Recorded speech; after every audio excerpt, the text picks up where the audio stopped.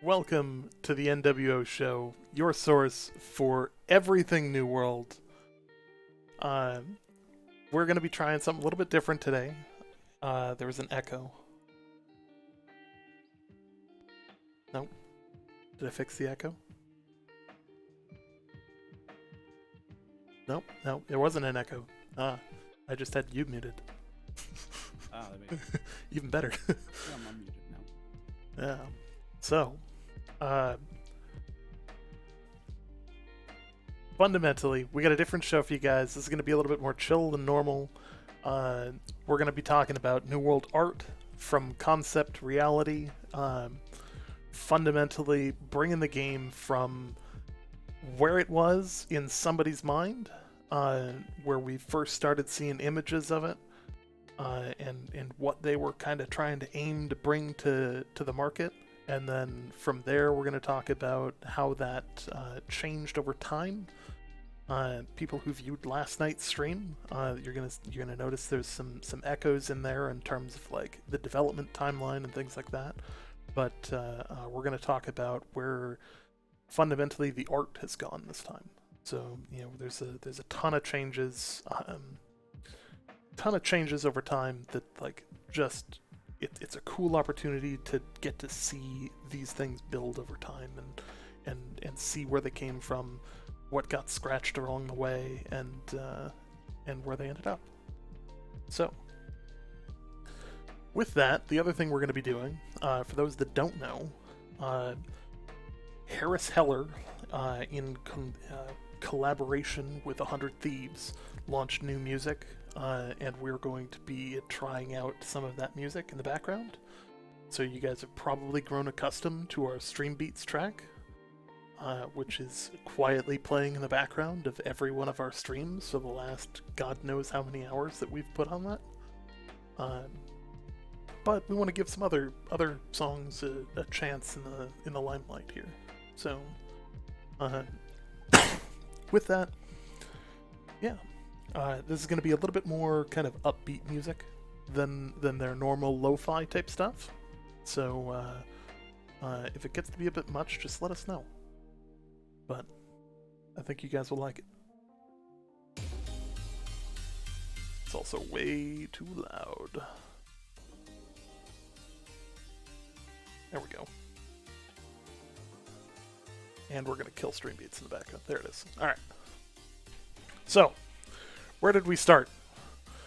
Fundamentally, we started with New World in kind of this, nebulous zone of we just don't really know. Like the art was there, but there was always this question of like, what is it? And they started releasing concept weapons and things like that down the road. And I'm pulling up a very specific image on another screen, so I need one moment. So, one of the first images that was released for New World. Is it concept weapons or CPUs? Okay, it's caught on another screen. There we go. This guy. So, fundamentally, this was one of the first things that we saw about New World.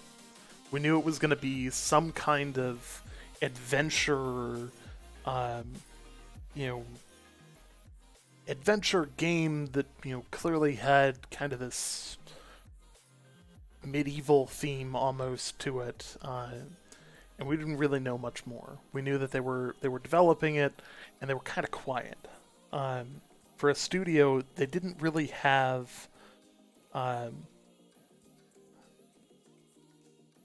it didn't really have the I don't know, the messaging output that it really has now. Now we see a studio that has clearly gained their footing.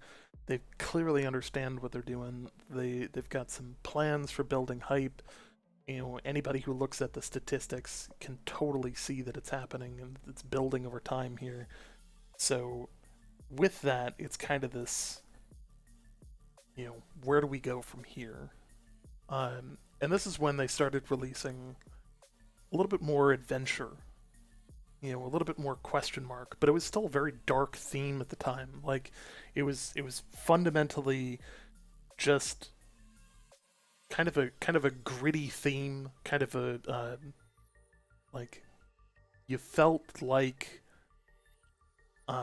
for anybody that played the preview, the Reekwater or Brightwatch, where it's got this very dark Halloween-esque vibe going.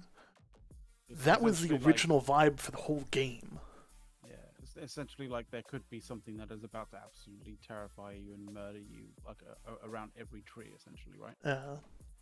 You know, they they then launched pictures like this where you know there was a monster in the distance that was maybe stalking you and kind of really bringing a different aspect to things. Like you know it just wasn't the bright sunny clean images that you see from like Everfall where it's all happy and sunlight and all of this. Like fundamentally this game was very dark, very very very dark when it was first in concept. So getting from this point on was kind of this like, where do we go? How do we really want to do this? Hey, thanks for the cheers, man. Um, it's always awesome to see those. Always awesome for any of our supporters, any of our people that are just watching. Like, simply put, I'm to this day I'm amazed that we stream to the number of people that we stream to, and it makes it all worthwhile. So I'm very happy, you guys. See, the thing is, that what I remember from like the initial sort of the initial start of like playing and learning about the game was like that kind of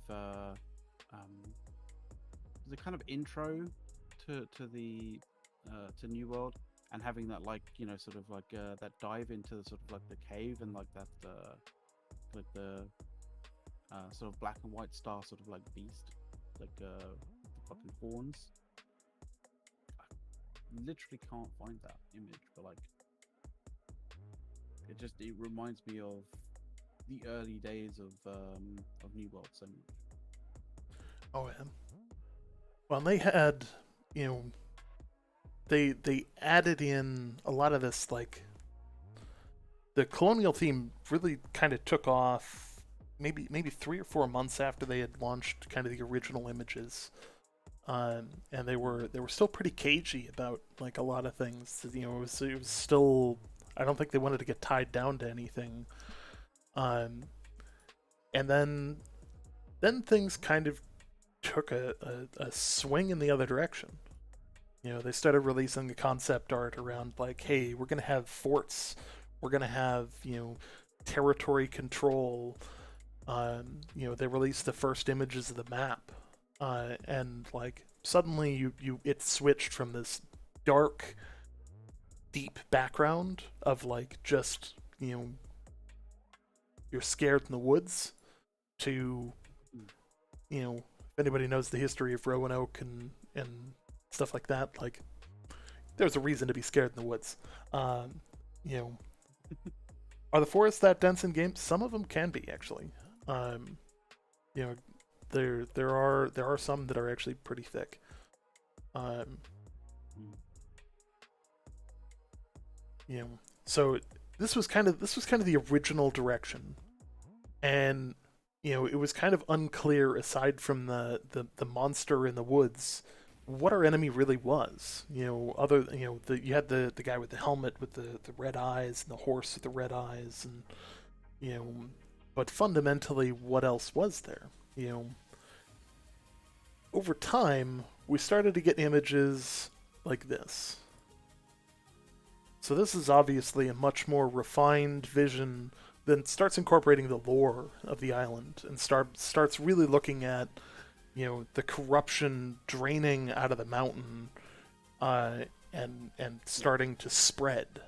And like, I mean, you immediately sort of like eyes drawn to sort of like the peak of those mountains and kind of going like, you know, shit is actually floating up there. Like, what's that? What's the deal with that?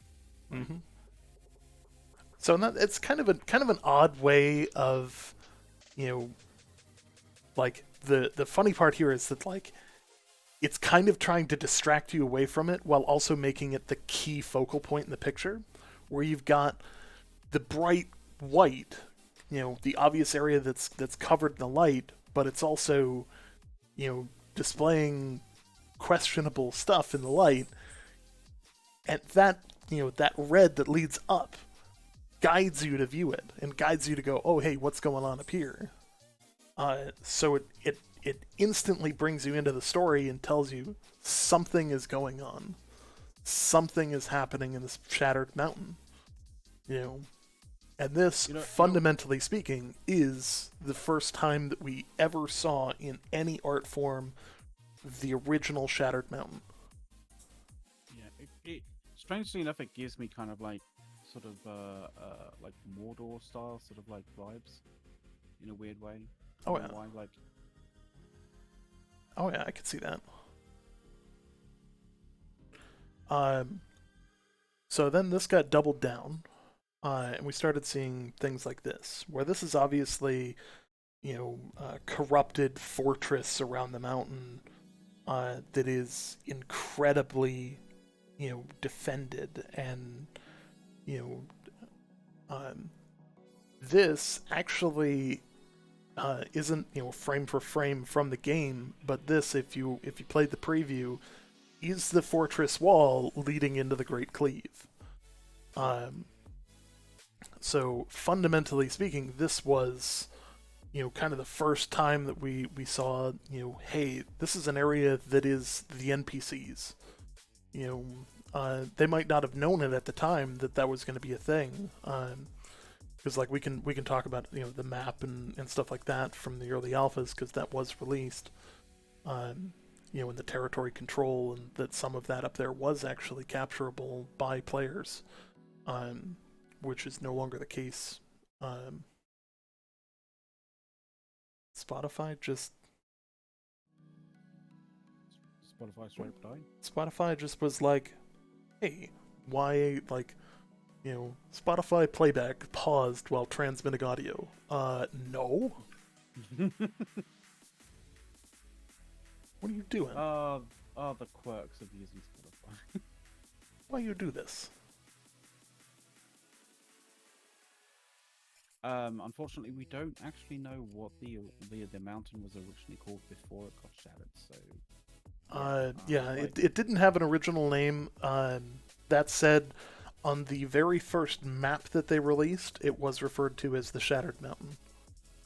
Maybe Split Peak. So this kind of gave us, you know, an insight into. It was called Devil's Peak in one of the lore pages. Interesting. Interesting. I did not know that. So this gives us an insight into kind of the corrupted side of things, and this is where, you know, other stuff was obviously. I just remember the first map that was released. It was called Shattered Mountain. But interesting. Fucking Big Bear coming in with with the MVP knowledge bomb. Yeah. All right. So obviously they doubled down on this and really started to hit on the corrupted. You know, the corrupted, like, we know a decent amount about the corrupted. We know, you know, I don't want to ruin the lore for everyone. So like, I don't want to dive too much into that. I want to more talk about like where it came from and where it went. Fundamentally speaking, these obviously look like they came down instead of up from out of the ground. And this is an important distinction. Because fundamentally, this eventually became, hey, an anonymous chair. Thank you. Yeah. You know, this became kind of the background art for what we now know are portals. where the corrupted start spawning, and you've got to take them out to potentially clear the place or cleanse the territory of the corrupted, so that you might not have a corrupted invasion happen. So that's kind of a interesting way that they went with that, compared to what we see now with the corrupted portals and stuff like that. Um, of course, whenever it comes to the hand drawn artwork type stuff, translating that into game mechanics is always going to change how it looks. It's going to change how it feels potentially, but it's always kind of interesting to see um, what initially they were working on, because it was very You can different. because you can like you can create a really creepy vibe with when generating or creating like sort of artwork, like having these creatures kind of like pull themselves up from the dirt kind of thing out of nowhere, almost seemingly like that, right? If you translate into the game, like chances are you'll essentially give a player like 10-15 seconds to just flail on something, and that might not be the best idea. So it's one of those things where a really cool kind of art style may not lend itself too well to sort of game mechanics, but like the essence, you want to basically find that the essence being there and sort of translating that into the actual game. And I think they've done it fairly well. McLeod, you're getting softer for me by like the second. Really? Oh, there we go. Now he's back. Okay. All right. I will check my stuff as well. Yeah, it should be, for people in the stream, let us know if I fixed that. Adjusting the levels, so. Okay, awesome. Apologies for that. Yeah. So, with all this said, we've got the corrupted, but a lot of people, early on in the game's development, and even into the preview, complained about mob variety. So, where's the depth? If you've only got only got the corrupted, you're going to need a pretty big variety of corrupted. So, on their Twitter, they released 3 images. The first was the Ice Guardian at the time. This has been changed in title, but I can't talk about the new name. Oh, hey, Horatio. Yes. McLeod here is very familiar with this our particular one from early on. I can't say why, which sucks. Oh god, But it's so now you're good. like, your audio is all over the board. I had to move it up a little bit. Sorry. All right, because you just blew my ears off on that one. Shit, I'm sorry, man. It's one of those things. That's all right. So this was the first introduction to the Angry Earth.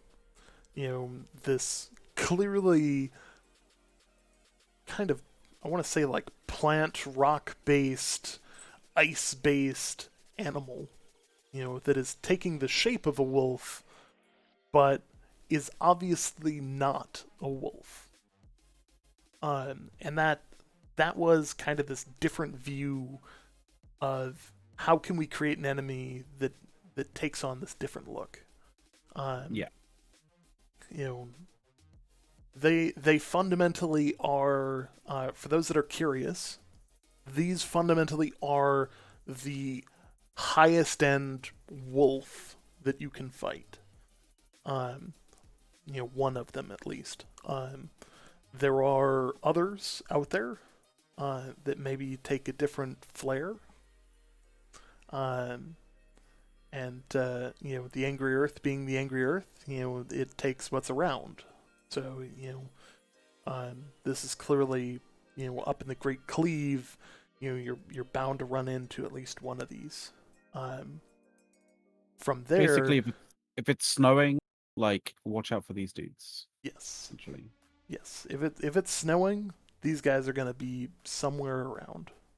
Um, I personally I love the artwork for the Angry Earth, and it changed dramatically over time.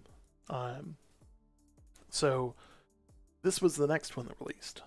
So now this is keeping in mind this is also pre the Uh, bluish green glowing eyes. And this is more of the hey, here's this kind of nature based enemy that isn't quite what it appears to be, but it's like it's like it's mimicking well, something. well, we weren't entirely certain whether it was like enemies at this particular point in time. Like we just knew that this was seemed to be like wildlife as such. Like yeah, obviously Um, wolves would have a situation like if it's like a wolf made of ice, like you would kind of think it's probably fairly predatory kind of thing. But when it came to sort of like seeing this sort of thing, it was like, well, it may be fairly passive, but like it's one of these things that sort of it is another extension of somehow like the sort of environment like bounding itself together and coming to life, right? So mhm, in the same way that the Ice Guardian kind of is a sort of a bound together kind of amalgamation of the snowy kind of icy depths of the north. mhm. So in the first one we saw the wolf. The wolf created out of the ice, created out of the snow, created out of the rock, and the pseudo barren nature up there. There's no green. It's all frozen. Then we see the deer here that's in this lush forest, uh, and then we get this guy. Oh yeah, I know where you're going to. So now you can tell what they're trying to get at with the concept here is that the Angry Earth is about what's around it. It's taking the environment and trying to mimic the life that it sees, so that it too can protect itself and protect the world around it. There's a ton of lore when it comes to the Angry Earth. I'm not going to go into the lore specifically, um, because I'm going to get spanked by people who pay way more attention to it than I do. Uh, Uh, but we want to talk suffice about to where this went. suffice to say, this shit ain't Fern Gully. Yes, All right. yes. So this is still kind of this dark nature. This um, deeper background feel. Um, and I want to go back to an image. Um, this one right here. So this is from the one of the original packs way back when. So this is not necessarily Angry Earth, but it's some kind of demon of some kind. We don't know much about it, but one of the things that I think is really key here is that a lot of the original art all had, many of it had the glowing eyes. Um, and the color of the eyes generally denoted kind of, the overall Yeah, feel, some aspect of it. you Right, know, some aspect of it. um, and there's I a mean, lot of questions about, like, obviously these guys are defending against whatever this is because they're afraid of it. Because I mean, look at it. But at the same time, is it attacking? You know, so and well, calling back to sort of the original image that we started with, right? Like you had the glowing red eyes of the that sort of large I mean, what would you call it? Like possessed kind of giant soldier sort of thing. I don't know what you would specifically call it, but like generally when you kind of see red eyes, you tend to denote sort of some kind of evil presence, right? Like it's mm-hmm, just an innate thing, right? um so when you kind of look at the sort of like the sort of this monster in the distance, like you know one would have assumed it to be evil and sort of like a like in some way if it had like sort of red glowing eyes kind of thing, but it doesn't. So it's sort of like, is it evil? Is it not? Is it just like we're not sure. So now let's jump ahead. Let's jump ahead here and see where this kind of led us. Big Bear's kind of like come to our rescue. Love you, dude. So This was this is kind somewhat of later where though. things led. This is one of the newer images of the Angry Earth. This is one of the Spriggans. It's fundamentally that large monster in the woods that, frankly, you don't want to mess with unless you're in a group. Um, you know, Yeah. And the difference between the images and this image is like this is actually like an in-game image. Like this is mhm, in-game rendering versus the other stuff, which were obviously artistic sort of concept art, right? absolutely. So it really kind of flips on its head, between them. But I actually want to bring up another one here. There was a. It's going to take me a moment to find it. Um, Hmm. it is in my promotional images, And I where have to a wonder where while it is. back we got this image during the holidays. Now, what 99% of people missed in here was Oh what's yeah, it in the was. window behind him. Yeah, yeah, good point. You know, suddenly this takes on a whole lot more depth because, hey, we've got this guy, looks kind of like this guy, looks kind of like that guy. And then of course we also see in the trailer and stuff like that, we start to see images like the corrupted Spriggan. So now we can see, hey, the Angry Earth isn't necessarily all on one side. As a faction, as a larger scale. Um, Mala, if you send that to McLeod, he can link it. Um, the bot is just link protective. Um, so obviously, the game has changed pretty dramatically from here to get to here. Like that's a pretty massive jump. Um, but it's freaking cool. Like I've always loved the Angry Earth for so many reasons, but I'm trying to find this other image. I'm sorry, guys. I should have had this prepped ahead of time, but um, If you want to show my screen, like I've got the one that Mana sent. um, it's not going to work because it's only going to flash on your thing. Ah, right, okay. Send it to me and I'll. Okay.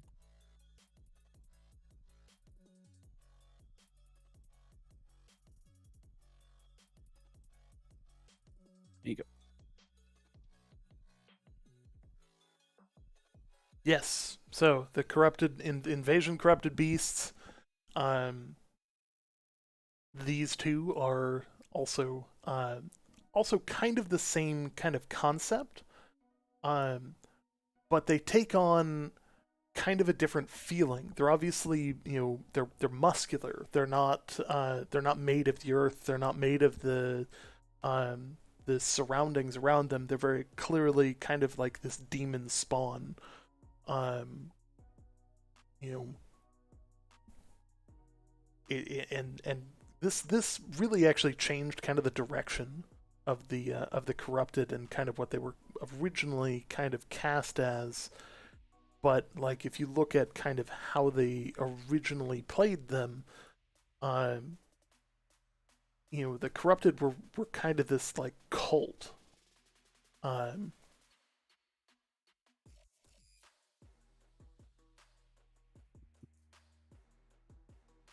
um, they're this massive cult. They're all like bandaged themselves in this red, and you know they're They they all they, they clearly have like yeah. developed some kind of yearning or some kind of devotion to sort of this mystical power that they seem to be able to sort of conjure up, right? Yes. So you start seeing stuff like this from the trailer, you know, where it's obvious that they're worshiping something. They're putting these totems in the ground, the And wearing them as well. and wearing them everywhere. So clearly they're calling themselves out to something. You know, everywhere they go, they're followed by just heavy amounts of corruption. You know, yes, speaking of cults, NWO, our company, Ninth Legion, will be joining Covenant when the game goes live. Yeah. Um, you know, so this kind of changes things, right? Like, this changes from this like society that's kind of guarding the mountain to now there's a lot more depth here. There's, the corrupted, you know, kind of what they're trying to pull from the corruption or pull through some of these portals that, you know, really isn't what people would really expect. You know, I liked this change because I think that this helped. I think this was their original expansion into where are we gonna go? What are we gonna do? How are we gonna make this the next big thing? How are we gonna um, It's, yeah, it's one of those it's one of those things where like, you have to, in order to unite, like, you know, you could build, basically you can build a game where like it's just sieges and stuff like that, right? And it just ends up becoming a generic thing, right? If you start to pepper in sort of things that are interesting in terms of PvE content, like you can also generally tend to sort of create a situation where you actually, you know, create a uniting force between players to fight against something, an external kind of an external enemy to some degree. I kind of feel like this is what Amazon Games kind of want from, the corrupted. It certainly seems to be when it comes to, all the later sort of storyline based sort of stuff that we've seen so far. So and Robot Dork in more than one way. You know, when you talk about when you talk about the corrupted, you know, you instantly think, you know, hey, they're up in the north. You know, they're very sparingly in different areas in the south. You know, but if you enter the Great Cleave, they're everywhere. They're the predominant enemy up there. You yeah. know, so ignore the current version of the alpha map. That is obviously not a current version of the alpha map anymore. Um, for anybody that It was doesn't know it, that, it was current at the time of release, right? Like yes. You know, at the when time they of that released this generate on of generating Twitter, that. like, 3 years ago, it was current then. Um, so the way that they kind of like fostered themselves above the wall in the north, clearly somebody read Game of Thrones, like, you know, Mm-hmm. um, because there's a lot of things that they appear to be drawing from different areas, and different kind of pseudo lore, mythological stories and stuff like that that like they can easily go down. You look at um, the expeditions. You know, Garden of Genesis, Lazarus Expedition.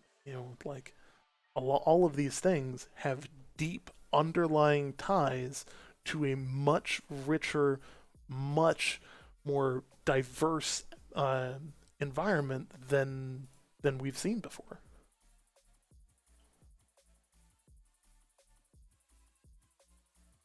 Yeah, there we go. So earlier we showed the um, uh, earlier we showed Guardian. the Ice Guardian, which is But this guy. that was sort of like an artist render. Yep.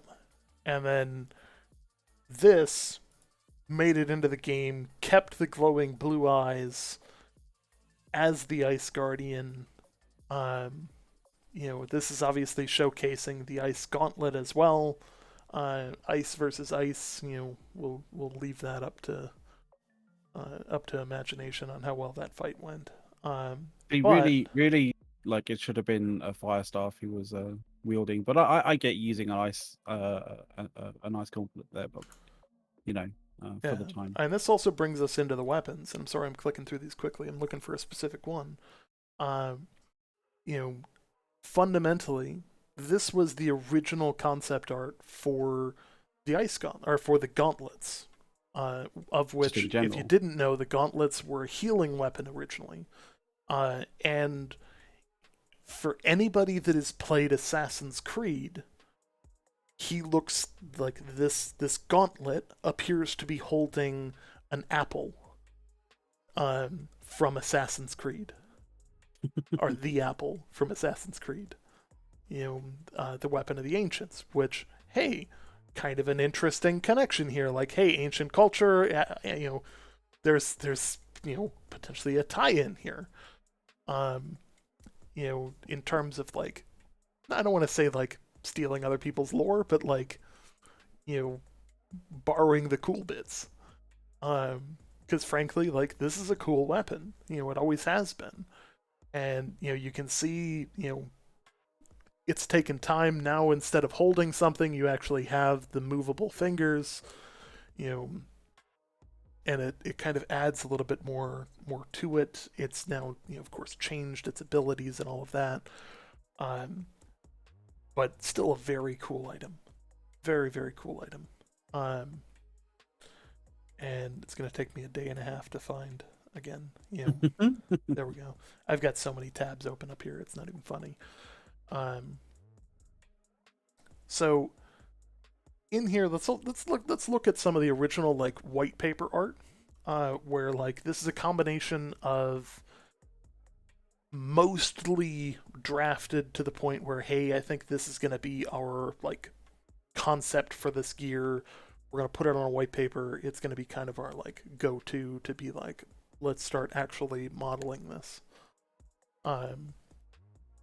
Or let's pick of the variants that we have. Let's pick what we're actually going to pursue. Um, and I mean this expands into all the different weapons. You've got the bows, where it starts off as the stick with the string to, okay, hey, it's a little bit more refined. Now you're looking at like an actual like craftsman. Now you're looking at a much more significant craftsman who maybe has some skill, and now you're really looking at like a master craftsman tier 5 gear. you know And then it just goes a little bit silly. so the other No, part of you this have is to go a that little OTT. this 5 tiers of gear has been fundamentally in the game for A long almost its time. entire development. Yeah. With the idea of being the progression from, I'm just barely alive, I'm getting off on the beach, I'm hoping to make it through, to now I'm the master of my own universe. I'm hoping to power through this. I'm hoping to survive. I'm hoping to shape this place, and having the appropriate gear to do so. Um, and it's just kind of a cool process. Small spoiler here: maces. You know, um, you know, soon we will be able to data mine the content out of the beta files.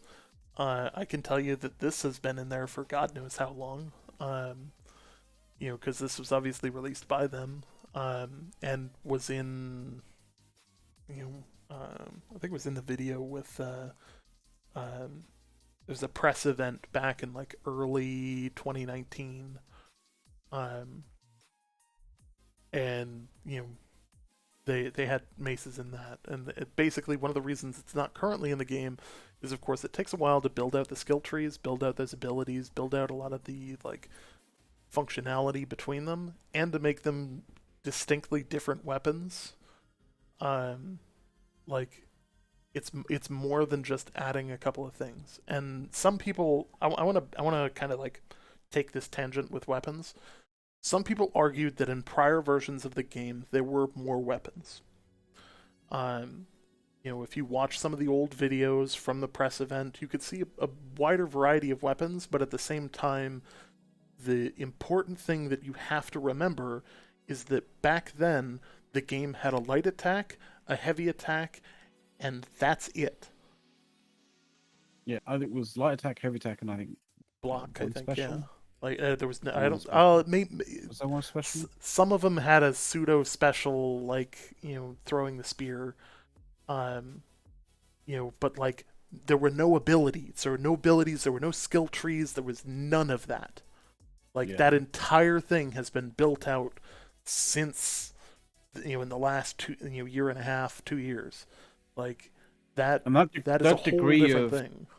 and that degree of kind of like passive and active abilities and all that kind of stuff, and specials and stuff like that, like that adds a whole level of complexity with regards to like balancing weapons against each other, right?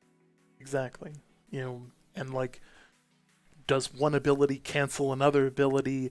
Do the animations cause issues with each other? Because they're trying. Maybe you get two things that move the dirt. Well, okay, how do those two things interact if they're trying to move the same piece of dirt?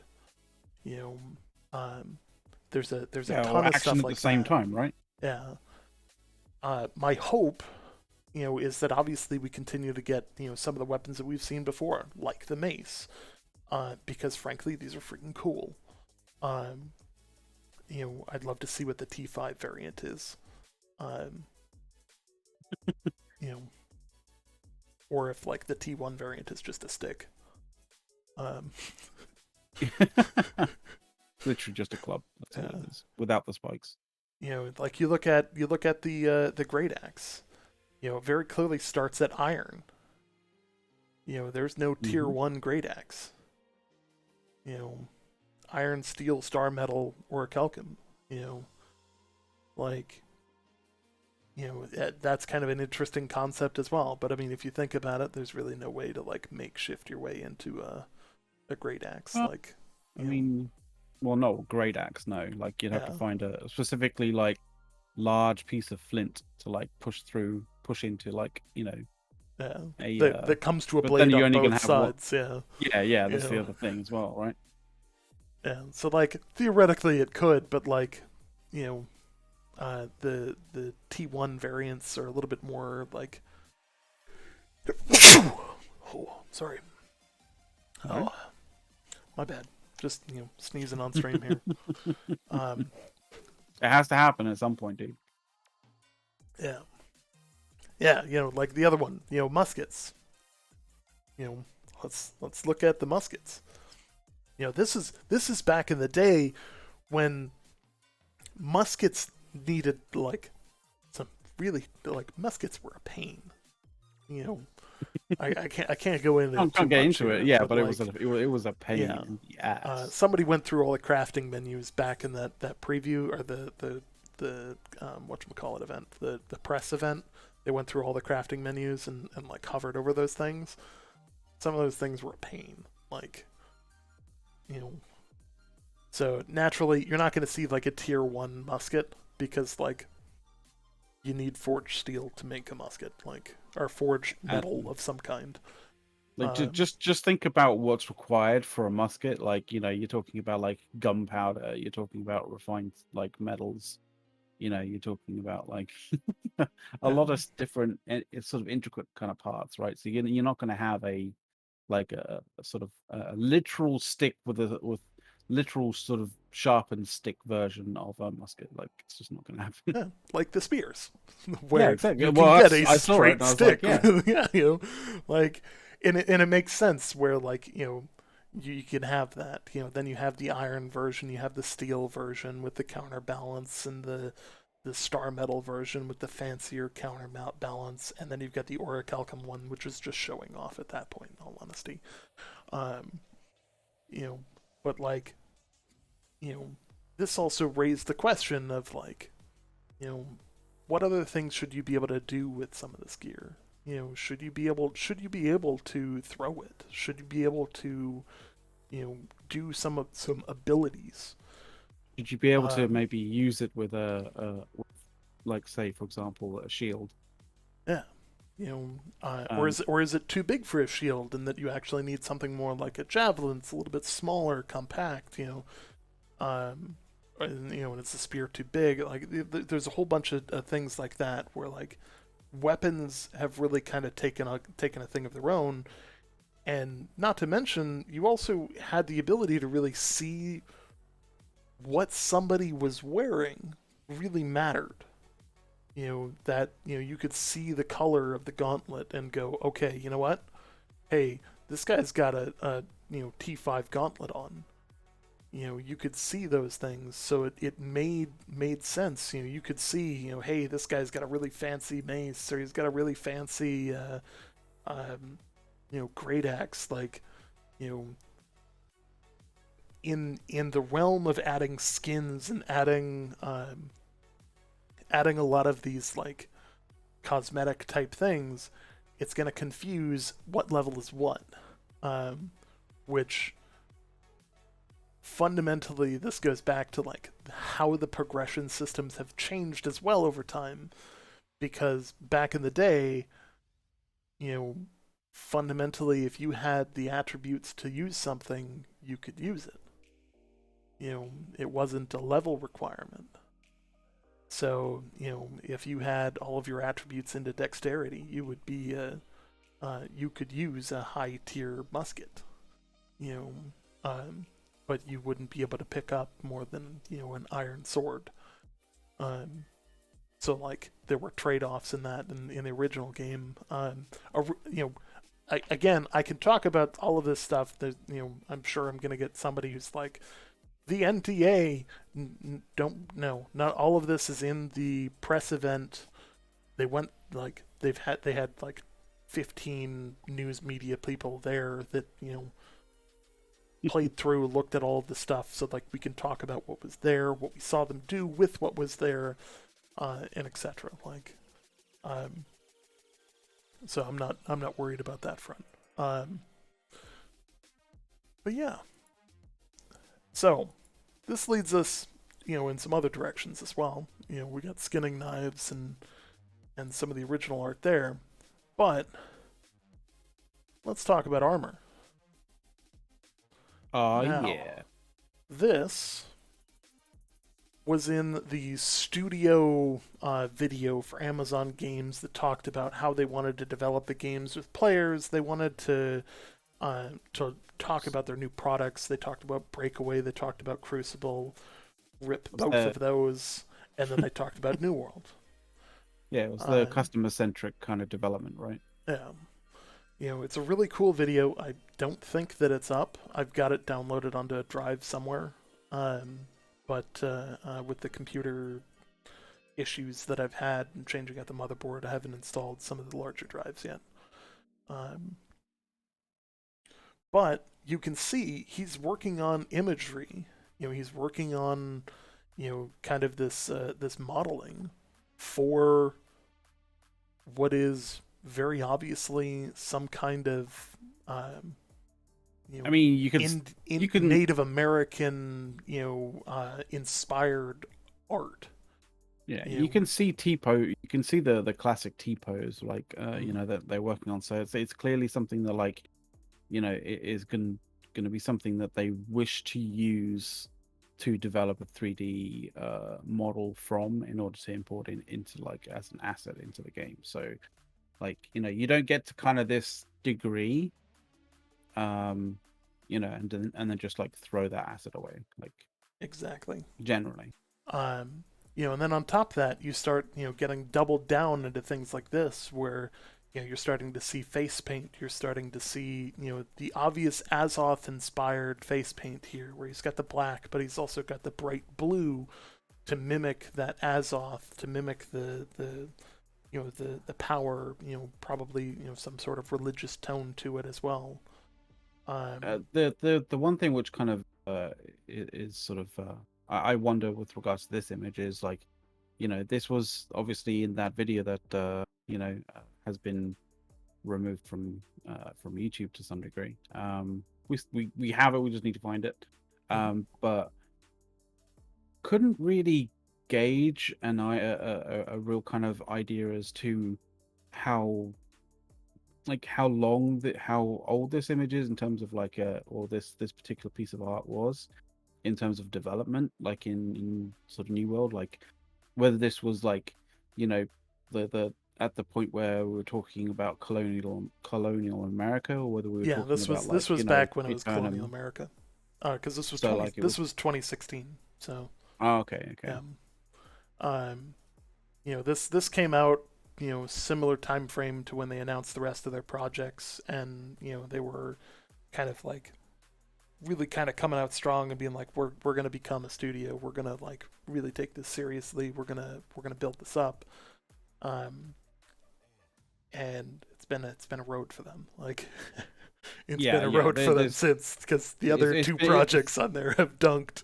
And Well, the funny thing is, people always look at those two projects and be like, "Oh, look how terrible they were," and also look at like the first thing, like the whole Top Gear kind of, or whatever, not Top Gear one, but like the um what is it, Grand Tour thing that they released, right? And be like, oh, they keep releasing terrible things. There must be a terrible game company. Like, find me a game company that came out of the block with an absolute hit. Like, there isn't one, because they all come out with, tentative mhm. stuff that doesn't really work at the start, because this is the learning process.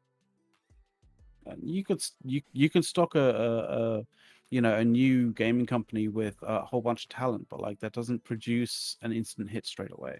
Mhm. So just as an FYI for everybody out there. Oh yeah.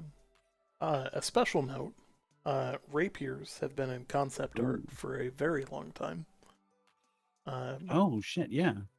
just putting that out there, because this was released at about the same time this was, and straight swords are not rapiers. That is very true. Um, we have a few of the very very very very old videos. Maybe sometime in this episode here, I'll see if I can dig one of them up, because they're kind of buried in. Um, they're buried in like a probably 400 plus image scroll back. Um, Somewhere. yeah, yeah, it's gonna take me some doing to find. Um, but fundamentally, we had the weapons, we had all of that. We kind of moved forward. I wouldn't write off two-handed swords yet. I'm gonna start closing tabs here. Oh.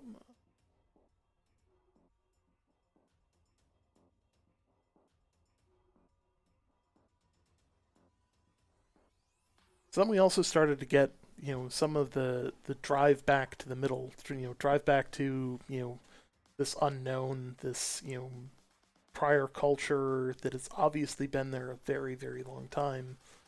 Um, with some of these, some of the more original type stuff. What's interesting between the concept art here and the in-game art is, in many cases, the concept art shows two arms on a lot of the ancients, and in the game, or in the actual like game version of the art, I'm trying to find exactly what I'm looking for, which is always a challenge and a half. Um,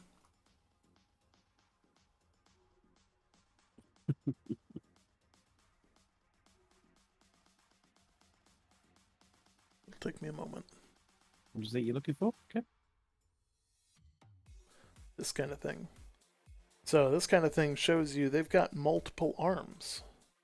You know, in a lot of the actual like in-game art, when it comes to the ancients, they kind of have this like forearm deal going on a lot of the time.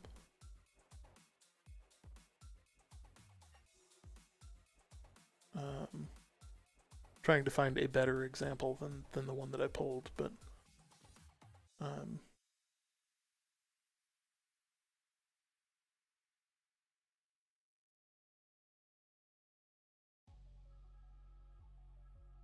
Kind of like a Ganesh kind of thing, right? yeah, they're rocking the forearms, and I'm like, why is this so hard to find? Like, I can freaking stumble over this stuff, um, when I'm not looking for it. There's a bunch of these that like I'm gonna open up now because like that corrupted beast. Here's the original concept for it. Or the corrupted ogre. Yeah. Here's the original concept art for it.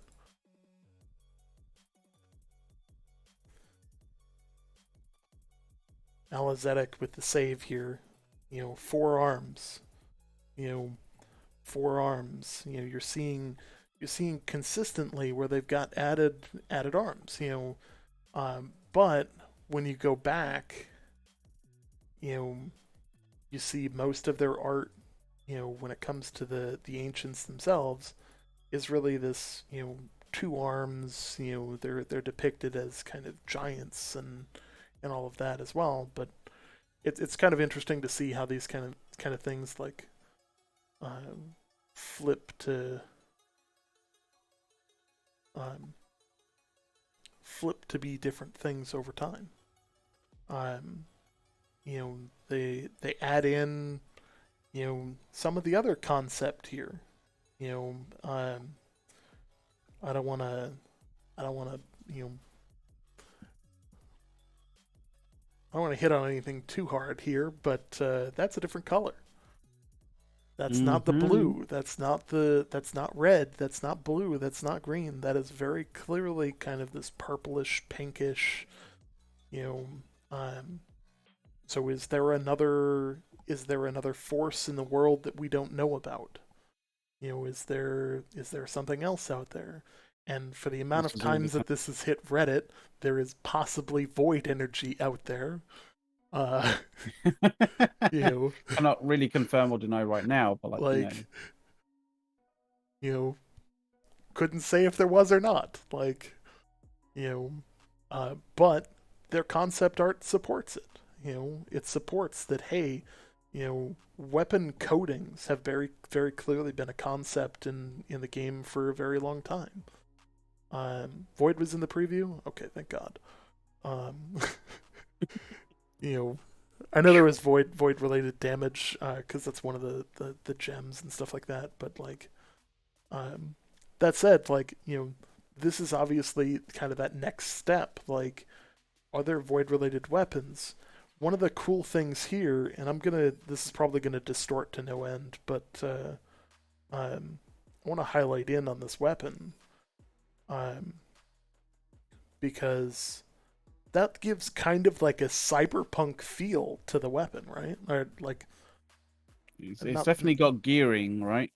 steampunk, not cyberpunk. My bad. I'm Yeah. mixing up my punk genres. Like, um, you know, it's got kind of like gear. It's almost like a compound bow. Like, it's like a Yeah. compound bow mixed with an actual bow because it's obviously not running the string back down to those. But like, you know, and yeah, it gives off kind of this alchemist vibe. Like, hey, this guy is clearly harnessing some sort of arcane energy of some kind, and utilizing it to fight along with his more standard methods of fighting.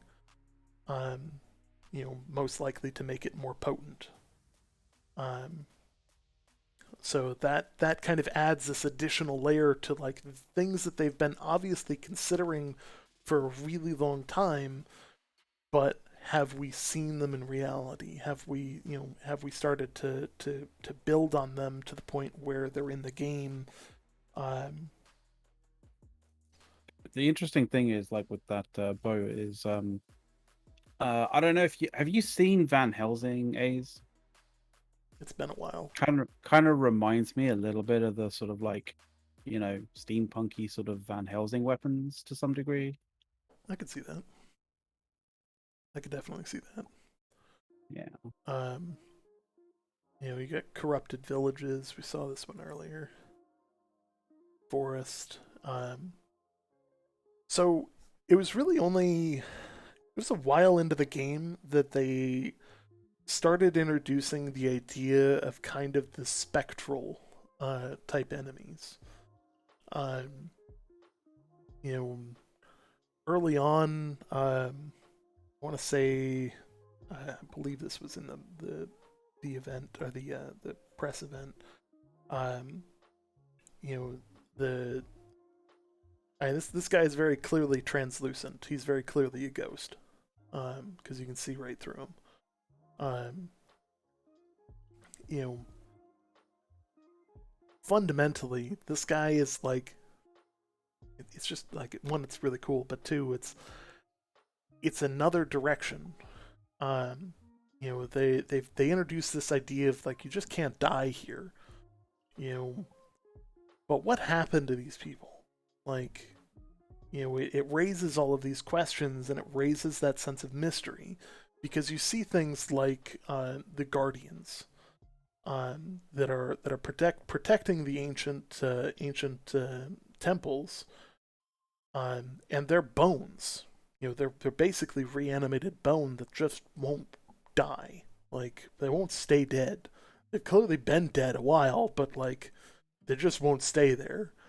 Um, but where and what do you have to do to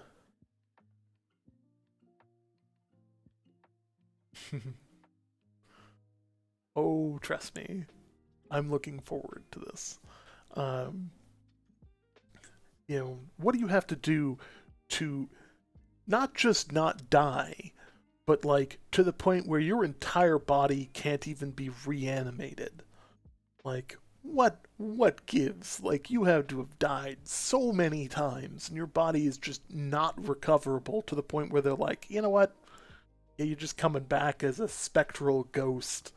And it starts like creating a lot of this like, but there's these lost enemies, there's these other things like, it's very, very, very different. Oh, the ancients, oh, for sure, they're like, some of the stuff they left lying around is very, very, what's the word for it? Negligent, um, at best. Like, yeah, they're like, why the lost are the lost. Is a whole thing. Um, because I mean, they're different. They're obviously different than the corrupted. The corrupted are organized. They're militaristic. They're cult-like. Yeah. And then you start seeing the drowned sailors, the total lost withered. The where they're kind of like the World War Z zombie, like batshit crazy, super energetic zombies. All the way down, all the way to the point where, like, to this point where, you know, there were ghosts. Yeah. And there's a lot of stuff like that where, like, you start wondering, like, how does this actually work? How do they get to this point? And, like, again, I know that there's a lot of temptation because, like, I would love to go into the lore, but again, I'm gonna get schooled by people who know it way better than me. you know, it's definitely, it definitely is, eternal suffering without end. Like, this island, although it's providing you with permanent life, Eternal life. Like, but at you may what not like cost? the result. You may not Yeah. like the results, right? And some of the things that have obviously been done, you know, some of the things that have been done in the sake of trying to see what happens, or trying to see what the ancients were up to, trying to activate some of the ancient devices, you know, um, God, you know, there's a lot of depth there. There's a lot like there is some seriously fucked up lore. Like you start talking about like things like Isabella and like how she got compliance from the sailors under her command and from the soldiers under her command. Like you know their whole like if anybody had any question on if that chick is evil, yes, that chick is sick, twisted, and totally fucked in the head. Like sadistic level shit, like keel hauling people over and over and over again, knowing that they're not only going to drown but get their bodies beat to shit by the hulls of the ships. Just because she knows they can't die and eventually they'll give in and give her whatever she wants. That's messed up. Like, Yeah, this that chick is is seriously messed twisted. up. Then you've got the Siren Queen. You've got, um, I mean, you've also got the obviously Empress as well. the Empress, Um, and you've got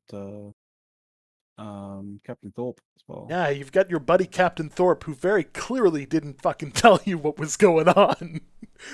That asshole has got some secrets on the boat that he Mm-hmm. very clearly, very, very, very clearly did not tell you before you got off.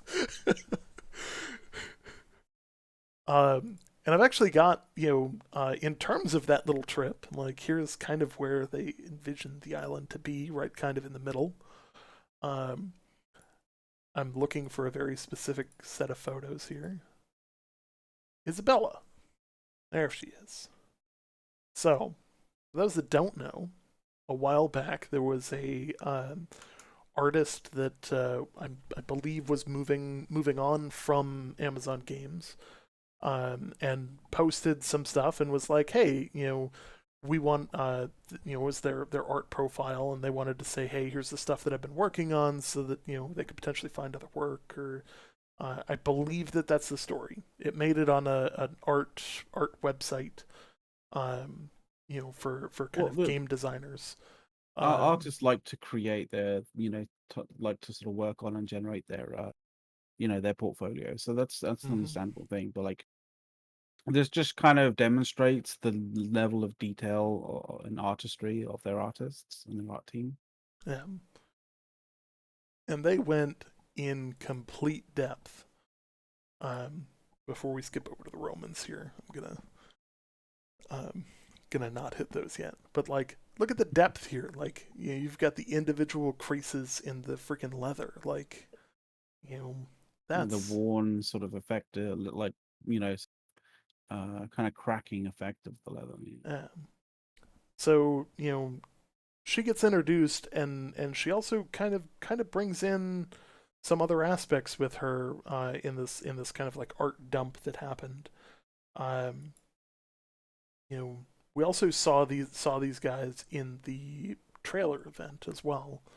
Um, but fundamentally, you can kind of see like this guy's got kind of this like conquistador look still to him, but it's mixed with kind of the Romanesque. Roman-esque Yeah. helmet with an obviously Roman,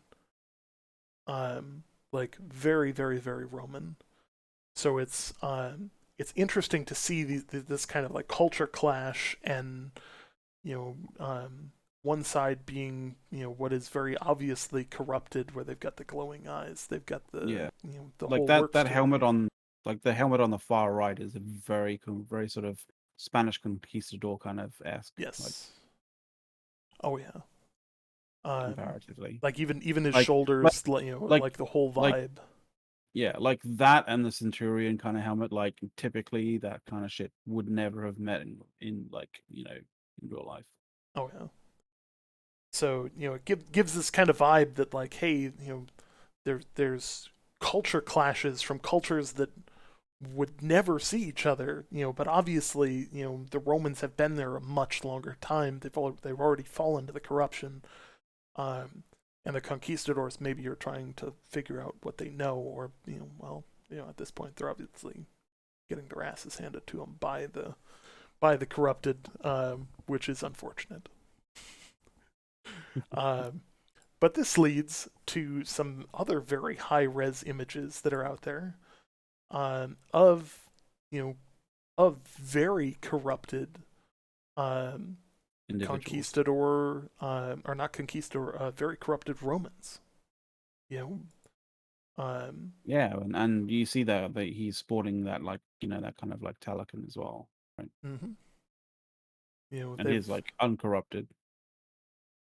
um, so like fundamentally, like I see this building to be multiple backgrounds, multiple different historical societies and all of that. Like it wouldn't surprise me if they added in more and added in more depth and utilized the lore of those things to build in expeditions, to build in more lore, to incorporate in our company's namesake, the Ninth Legion, the lost Ninth Legion of Rome that just straight up vanished. You know, would it be Hmm. surprising to find them on a Turnham? Not even in the slightest. You I'd um, almost expect it. I would almost expect it, because it fits the lore. It fits the you know um, the everything that goes there is lost. Type mentality. It's very, very, very difficult to come back from it. It's difficult, if not impossible, to come back from it. Um, you see Father Rousseau in one of the trailers. Um, he's come back from part way there. Um, but he also isn't telling you. He also isn't telling Thorpe the whole truth. Or maybe they're just not telling us the whole truth in that trailer. So it's very different perspective on things, and um, I really think it creates a lot more opportunity than them sticking to the colonial kind of backing that they had at the start of this. Um, yeah, let's keep going here. They also have what is basically white box modeling, which like this is about as high res as you can freaking get.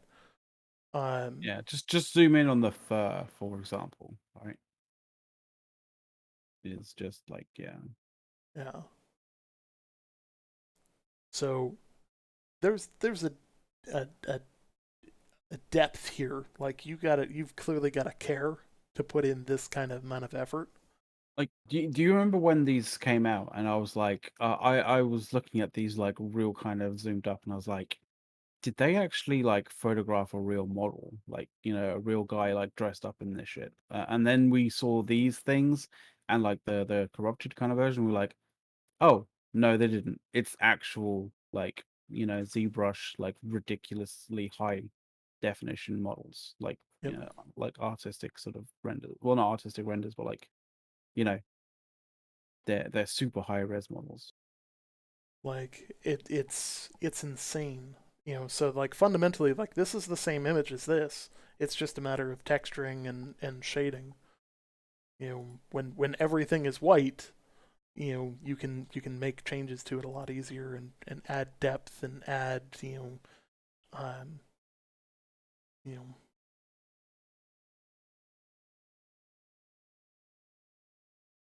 it's that same feel, but adding the color to it changes everything.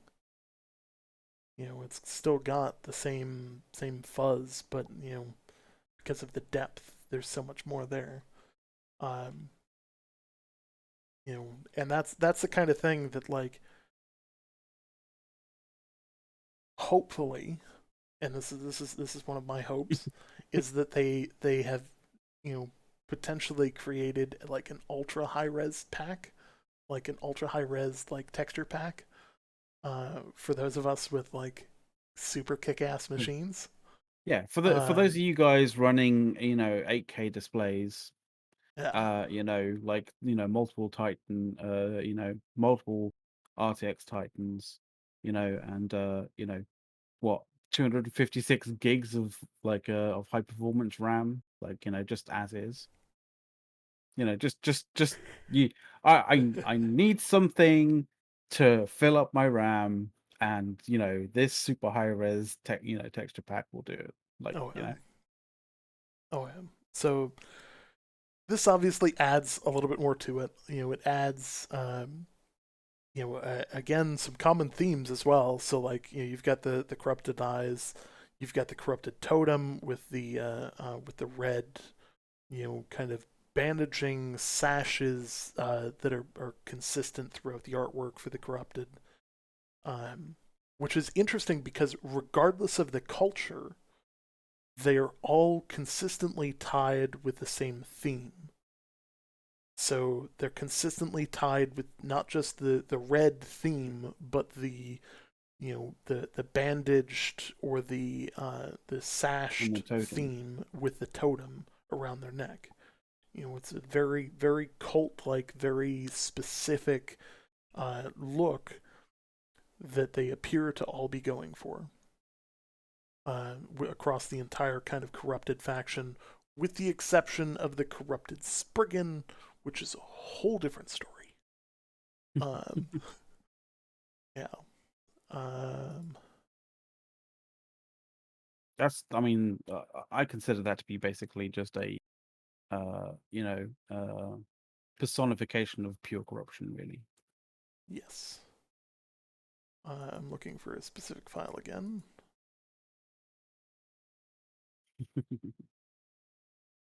I'll leave it on this one while I'm looking because I know it's not back where it was. Um,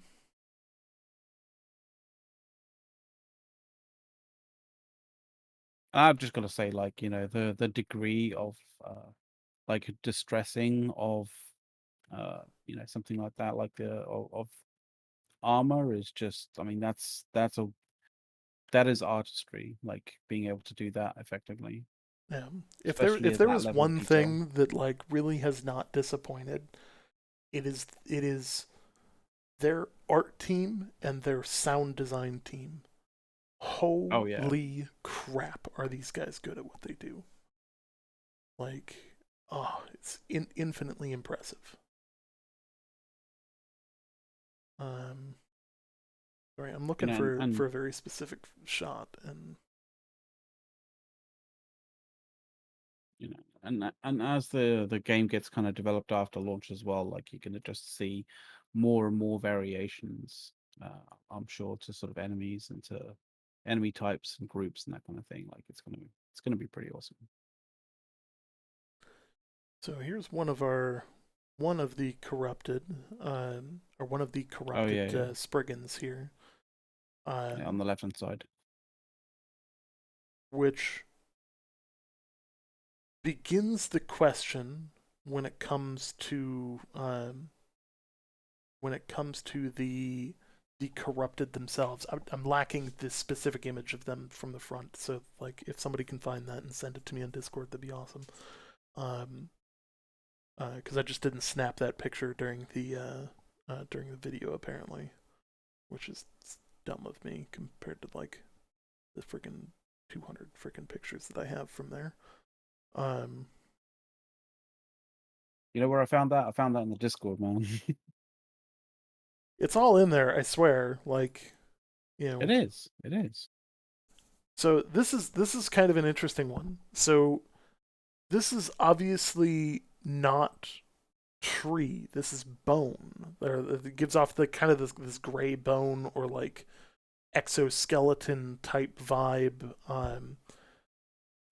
Which creates Almost the makes you think like it's a Spriggan, but it's been turned well, almost, like, right?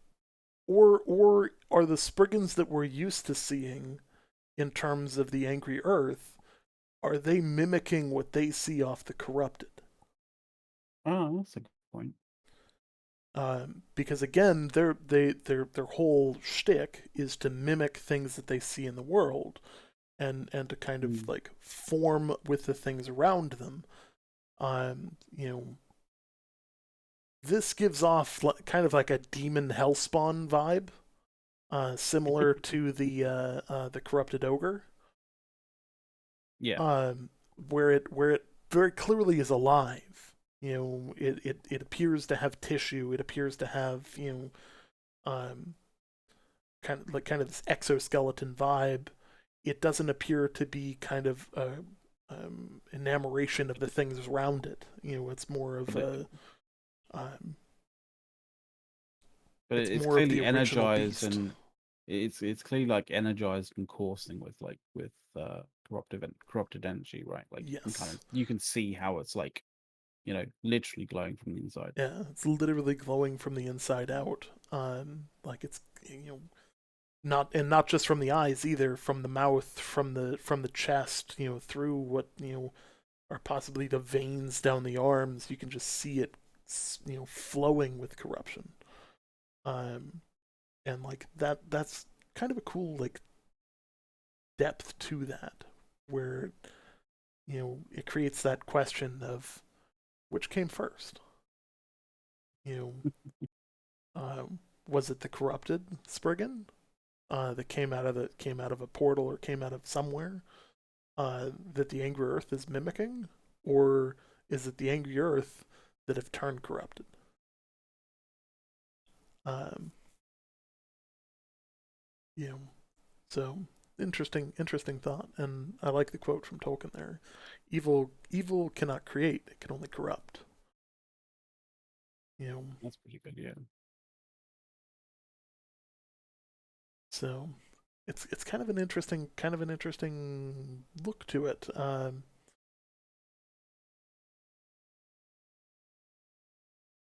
Sorry, I'm looking for another very specific file, and when you have like multiple thousands of files, finding specific things is really a pain in the ass. Um, Going back to the Great Wall and kind of the concept image that we showed earlier. Oh Here's yeah, one yeah. of the yeah, here's kind of the view of what that turned into. The Great Wall at the bottom of the Great Cleave. Um, you know, it's a very defensible location. Um, Aside from the massive hole. yeah, this is for those that are unfamiliar with the art here. This is actually a player base. Um, but the only way you would know that is that these walls are part of the player production kit. Um, you can see them in the preview event with the um, Yeah, press there's a press video corps, actually. where they're actually doing the Yeah. siege. Um, where is Oh, and of course, back in the day, they also had concept art for buildings. They only released a couple of these too, uh, but fundamentally, you used to have things like Azoth wells that you could collect this resource from. I mean that's the whole purpose of a well is you're collecting stuff and that. So like it's interesting to see like, hey, we wanted to go this way, but do we really want to go that way? You know, and that was part of the changeover. When they removed the player building. Um, you look at a lot of the um, you look at a lot of kind of the original art for what players will look like, and it's very different. Like it's much more simple in terms of like even the high end armor, where like it's very thematically staying in the same zone. You're seeing a lot of relatively similar armors. There are some exceptions, like the Inquisitor set here. But most of them appear in this kind of like pseudo medieval conquistador, um, you know, Sort of knight style armoring. Yeah. yeah, And much more yeah. like traditional wear. Um, From that sort of period, right?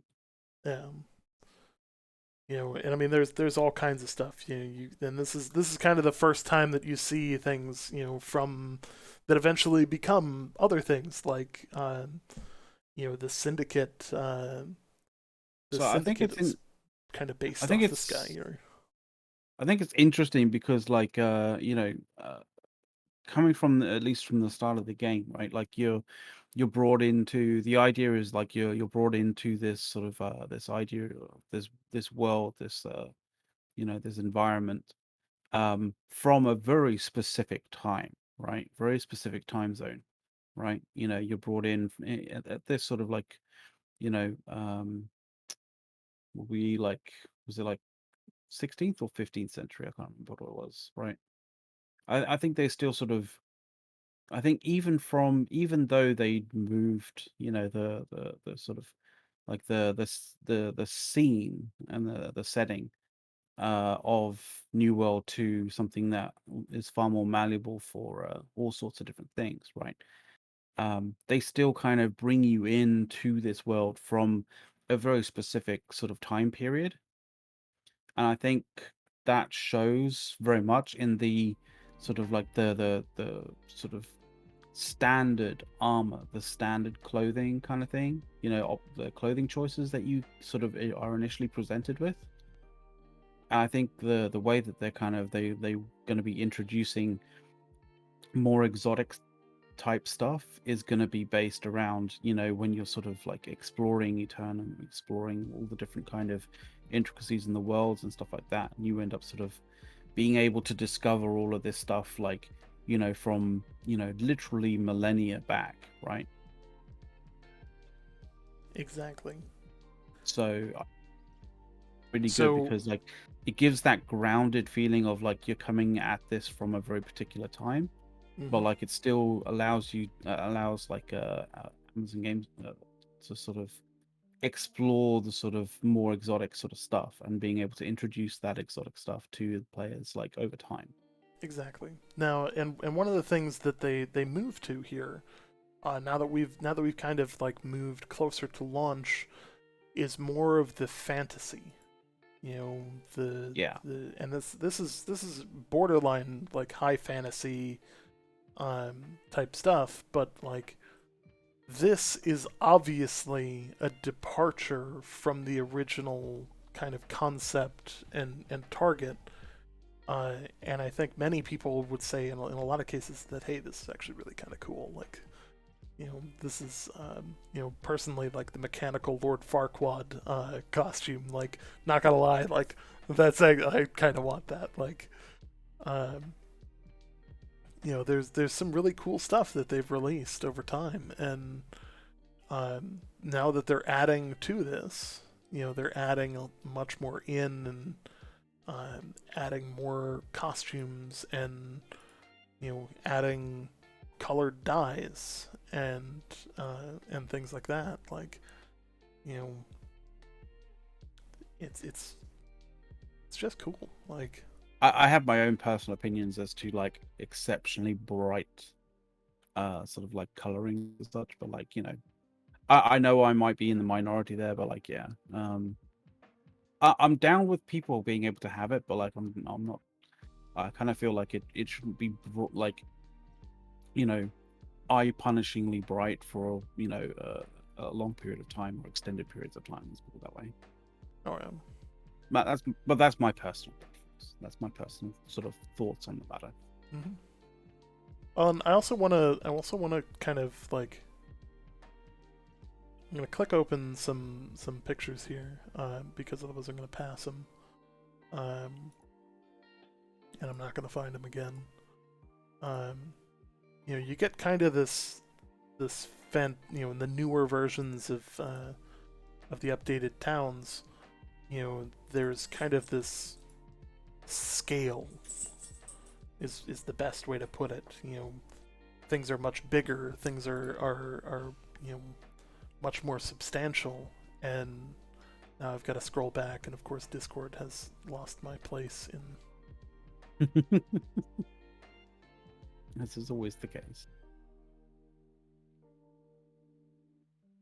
When I But yeah, say when, when I say the I've got thousands of pictures, like you know, it's yeah. comical because like I've got three that I'm looking for, and I know roughly where they are in the scroll, and I know that it's just like painfully far back. But yeah, you do get that sense of scale, like in the new settlements, which like is, I mean, you know, we've seen pictures of like I think you showed a picture of like what the settlements were previously in like Alpha 1 and I There think it maybe is. in Alpha 2. Yep. But like yeah, the that Yeah. particular one. So That this was is that was the Alpha. entirety of your settlement. A Yeah, square box it was settlement. crazy, right? Your tier 2 stations were all you could get in there, and that was it. Like, you know, that was, and And that again, I can say that's in an in an event with the press corps at the time. Like, that was a but thing.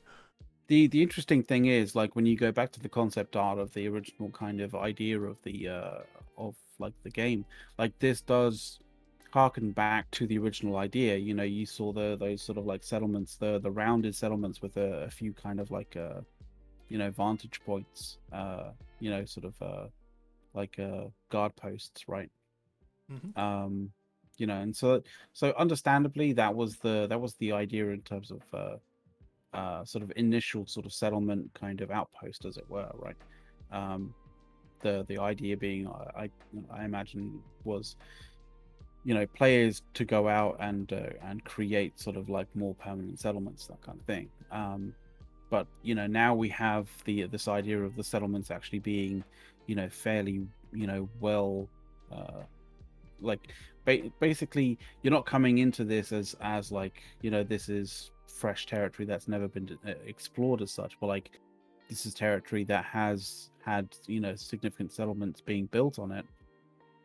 But you know, still there is a lot of elusive kind of mysteries around, like you know, inside this kind of world that that you can go and explore, essentially. Which makes sense, like when you think of it like from a perspective of, you know, there's been you know, people have been lost to this place for centuries, right? Like it kind of makes sense that there would be settlements built and sort of maybe even an augmented over time, right? To allow sort of people to sort of uh to live there, to populate the area to some degree at least. And you see, like, obviously, you know, these different kind of areas having different feels to it for that particular reason, right? Hmm. You know, You know, and some of them they've have pirate feels, some of them have very sort of, you know, medieval kind of castle feels, some of them have very sort of like a bayou style kind of feels to them, right? And oh that's all for a particular reason, because it sort of showcases the idea of these settlements being here and being, you know, developed and like built over time, but also being populated by people over time as well. exactly. You know, there's kind of this added depth to things, um, and kind of like player agency a little bit. You know, and a lot of that has really like taken off as well. I like one of these days I'm gonna have the ability to talk about some of the stuff that we've seen happen over time, and like it's gonna be enlightening to see like just how much things have really changed. Because like you can see from the artwork here that like there's a clear vision, um, but you know you turn around and take a look at like how that vision was realized, um, and you get things like, you know, this image, house on stilts, turns into this image, you know, same town, you know, Reekwater, like, you know, takes on just a completely different vibe, um, and it's just, But can you imagine how, like, you know, you can develop stories and you can develop sort of pasts and sort of like, you know, kind of sort of identities of people of past kind of lives and past sort of like lore, sort of, you know, in these areas, because of how they look, how they kind of how they sort of feel, how they're presented to you.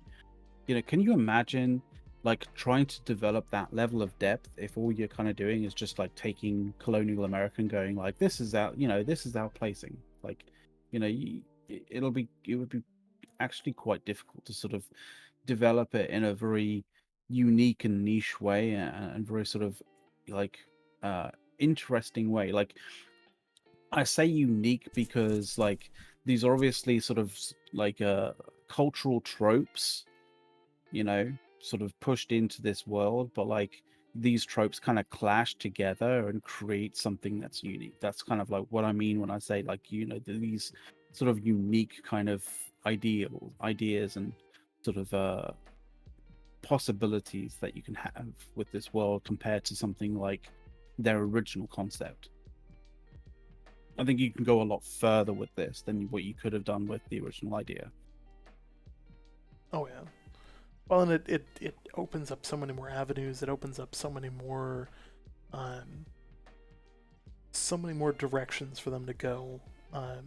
You And if you like sort of like ancient lore, ancient kind of sort of fantasy kind of stories and that kind of thing, like sort of creating sort of like stuff for New World would be like, God, can you imagine it?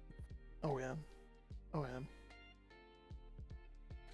Like Like we there's so many options, so many cool things they could pull into this, so many different cultures they could pull into it, and like it adds to that level of mystery in terms of what are we going to see next. yeah, What are we going and to add to it? And I know like from a data mining perspective, like we'll probably see it before it's out unless they get wise about their um, you know the way that they the way structure that their their stuff. structure their files seem and when Um, and like or don't just for release example, to the player build. I mean, just for as an example, like earlier on in the chat, there was sort of like talk about Excalibur, right? And the whole Excalibur kind of like sort of fantasy kind of lore and sort of like myth and legend sort of thing. Like it is such a sort of inviting one to sort of bring into something like this, right? But like you know can you imagine how that sort of initial fantasy kind of thing could clash with like the myriad of different other sort of fantasy tropes, and sort of like sort of cultural tropes from different eras of time as well. Hmm. You can it's a melting pot of like almost infinite possibilities. If you guys have questions or anything, like we're like Oh yeah. we are live, so like our whole thing is like let's talk about the game. Let's talk about In what do you before in guys a want to day or hear? two's time, when you go like, yeah, we are live, and someone's watching the VOD of this, and they're like, you're not live, this is a VOD. I tried to speak it in chat, and it didn't work. Like, but yeah, if you're watching live, yeah, we are live. uh, Aside from that, like for the people that are watching the VOD, because there's a sizable amount that do, uh, We you know, appreciate that, by the way. if you pre-order right now, which options to purchase should I choose? But if you're gonna So I pre-order, would like we pre-order do on also Steam have, if I were you, and here's the reasoning behind this. Either way works. You can work. It just adds a step to ordering it on Amazon. yeah, So when I pre-ordered mine on Steam. I got the deluxe version because I've played so many freaking hours into this game already that like the cost is just sunk. Like they've got me.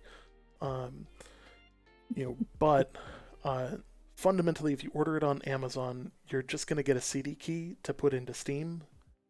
yeah, So it like adds an extra step, you but know, like, yeah, like you got to check your email and wait for it versus like it's just gonna pop up in your Steam library if you pre-order it on Steam. So that's my suggestion: is just pre-order it on Steam. The difference there though is that the pre-order on Amazon won't charge you any money until the game launches. The pre-order on Steam will charge you money, but you can return it up to 2 hours after the game, 2 hours of gameplay into the final launched version of the game.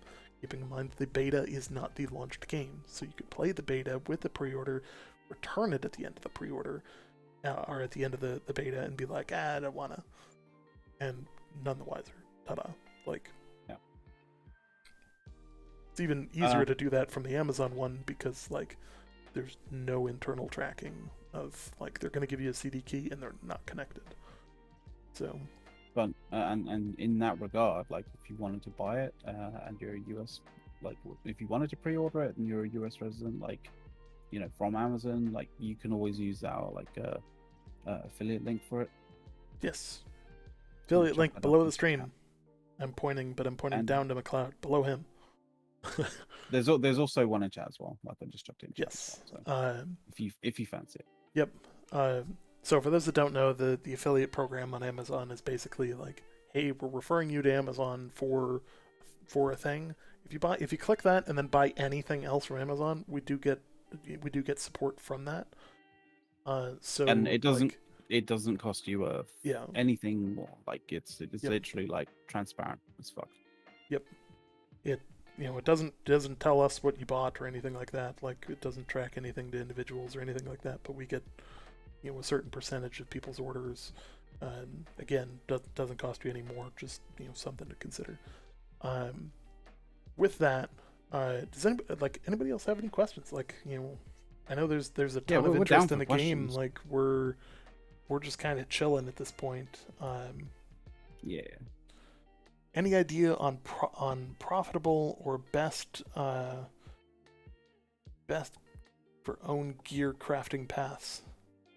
So we found this, and I'm not sure whether it's going to be the same when the beta starts up. But like, if it hasn't changed, if the initial kind of assumptions are the same, at least when it comes to sort of crafting and the sort of like what to go for crafting initially at the start of the game, is the same as the sort of preview, then you can kind of at least at the start of the game or the start of the initial kind of wipe phase or the initial sort of like fresh build kind of get phase of the game, like you can actually make a decent amount of money when you initially start crafting like basic tools. Like I don't mean the sort of like not your T1 stuff, your T2 iron gear. Yeah, iron gear, not the flint stuff, but like the iron gear. And if you can get to the steel gear as fast as you can, like you can make a killing out of that. Yeah. As a former market type in EVE, I can tell you the markets are player driven. So like you're not selling to NPCs, you're selling to other players. So when you put up a sell order, that order is up until someone buys it. Now, that said, everyone who's coming in is going to be sitting there going, hey, I want to get X. I need the next level of tools. I need, the next level up of anything. Like, so if you're the first one to get tier 2 tools on the market, you're going to make bank off of anybody going through there because they're going to go, oh, hey, yeah, I need this. And they don't know the value of money yet. They don't know how much money is worth. They just know, hey, I can afford this. This seems reasonable for the amount of work that I put in for the money that I have so far, theoretically. Hey, thanks for the sub. Yay. Cheers, buddy. And this kind of extends into, why you would want to push into higher level and higher tier stuff and start selling that stuff as fast as possible. Because that's where you're going to make your bread and butter. Even if it's crap T3 gear, if you're the only person selling it, you can sell it for a premium. In certain areas, it's going to be really hard to get. And of course, you're going to have some people that don't quite understand that you can't wear some stuff unless you're at a certain level, and they're going to buy it before they can use it. And I know that that's a shady thing to say, but, like, let's be real, in a capitalist society, sucks to suck. Yeah. Convenience comes at a premium. So, this kind of creates a question of like, you might also be going for like, what's the best things to build for yourself? There any number of things. Like if you want to put the effort into it, You can build anything. It's going to take you a long time to potentially get the levels required for certain things, to build them at the level you might want them. But in terms of like level 2 gear, it's not going to take, or tier 2 gear, it's not going to take you too long to get to that point, like across the board. If you want to do it to like everything, like you want engineering to 5, or you want engineering to level 2, and alchemy to level 2, and tailoring to level 2, and all of that to level, getting it all to level 2 is actually going to take a little bit of time. But yeah. Is the closed beta able to be streamed? Yes. Yes, it is. There is no so let me clarify. The NDA from the alpha is still valid. So you cannot discuss the alpha, and you cannot release footage from the alpha. However, you can stream and talk about the beta. And I know that, like, for anybody who's been watching this show for like the duration of the show, we have skirted the line of where the NDA is, because we are very, very, very precise of what has been released. And that's also why we reference things like, I can confirm that this was in a press event back in 2018 in February, on February 14th. I know the exact date of these things, because so many people have tried to call me on it. I know this because I've also posted video from that event, like yesterday. Always had to reference it, like yeah. When you have to reference it constantly, like you end up like just basically learning it, like verbatim sort of thing. So the other aspect to that is McLeod and I here have been doing this for like a year and a half. Like, initially when we launched this channel, this was supposed to be a thing where it was like, hey, there's 4 months building up to launch. This is gonna be great. Like, we'll quick build and we'll just go. No. We're a year and a half into this, and we're a month and a half away from launch still. I think it was Valentine's Day. Also, just so you know, like if any of you guys kind of like want to be like, once you get the build for the beta, like you can't actually just straight up go and start ripping that those files apart and posting up about that. Like, we had to kind of say the same thing when it came to the preview. Like, just because you get your hands on the preview client or the beta client, like, before the beta starts, that doesn't give you license to go and just pull that apart and start posting like stuff about it. Like, that would still be considered an NDA breach. Like, you have to wait until the actual game officially, comes opens with the closed beta before you release kind of information that you've gleaned from the files from that particular beta release, right? So just so you guys know for sure, we don't want you like putting your foot in your mouth in that regard, like thinking that you're able to get a scoop when in actual fact you might get punished for it. So yes, just so you guys know. Yes, the second the game goes live, you are good to go. Now, that said, we're in for a surprise. So there will be things to know, or there will be things announced immediately prior to the events, or prior to the beta starting. They're planning they've planned and announced already a dev stream that'll start at, I believe it's 9 a.m. Pacific time, and the launch of the beta is 9:30 a.m.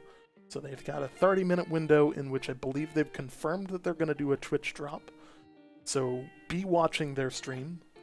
That Twitch drop will probably be a very specific,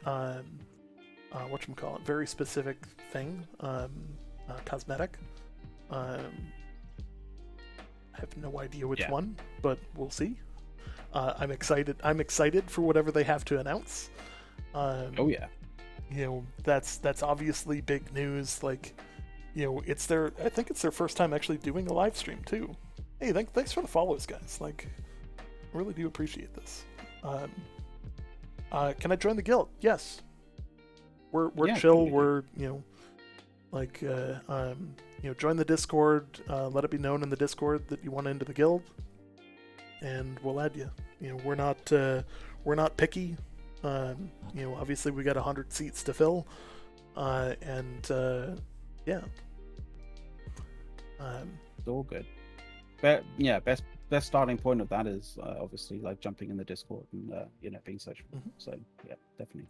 So what are our plans for beta and live? So our plans for beta and live are to, I'm probably gonna try and rush 60, which means I'm gonna go super sweaty, and probably stream most of it.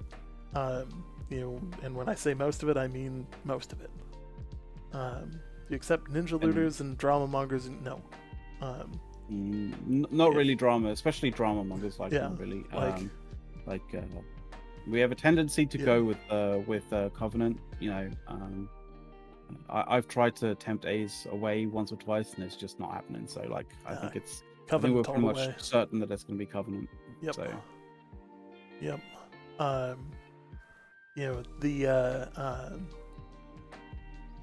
One of the big things, like for those that don't know, like I've got a job that deals with drama like all day, every day. I don't need to deal with it from more people. And then you get back home and you decide like, oh, wasn't this a great idea? I think I'll be a Reddit mod. Yeah, I don't know what the hell I was thinking when I did that. Oh god. Yeah. Yeah, yeah. Like on this stream alone, I've actually like downed post on the Reddit, like to tell you like how unfocused I am on any one given thing at one time. Like, yeah.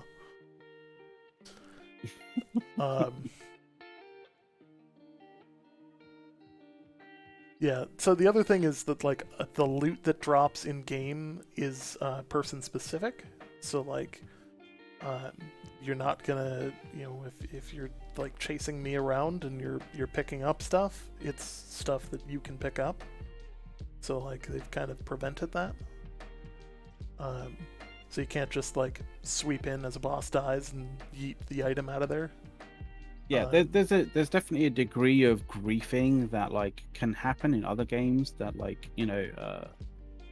Amazon games were kind of actively very aware about this sort of basically being somewhat caustic in potentially in New World, and they've basically sort of made sure that they've put in sort of